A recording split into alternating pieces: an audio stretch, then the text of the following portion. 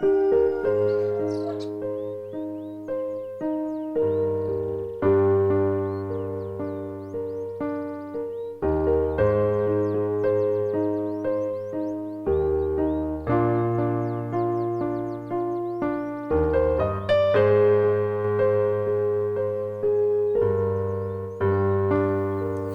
be like Jesus, bring the lower passions into subjection.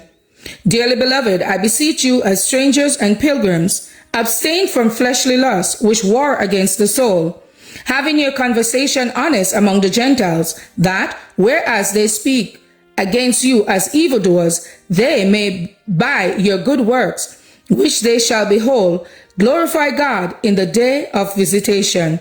1 Peter 2, verse 11 and 12.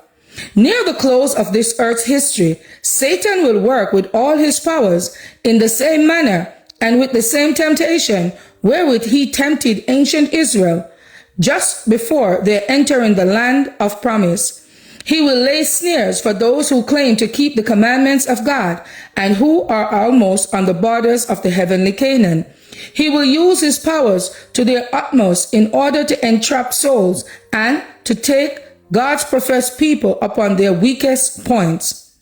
Those who have not brought the lower passions into subjection to the higher powers of their being, those who have allowed their minds to flow in a channel of carnal indulgence of the baser passions.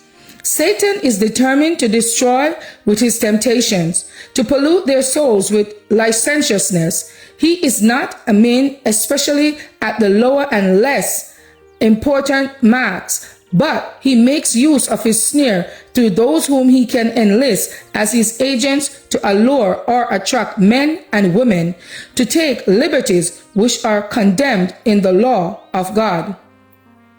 And those in responsible positions, teaching the claims of God's law, whose mouths are filled with arguments in vindication of his law, against which Satan has made such a raid. Over such he sets his hellish powers and his agency at work, and overthrows them upon the weak points in their character, knowing that those who offend on one point are guilty of all, thus obtaining complete mastery over the entire person. Mind, soul, body, and conscience are involved in the ruin.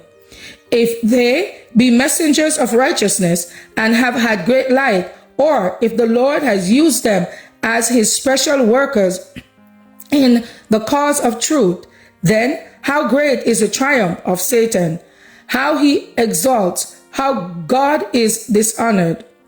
Satan knows it is his time.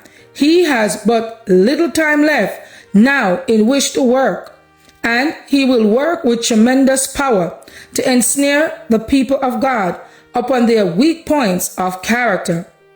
It is necessary to guard the thoughts, to fence the soul about with the injunctions of God's word, and to be very careful in every thought, word, and action, not to be betrayed into sin. To be like Jesus, July 26. As for me and my house, we will serve the Lord.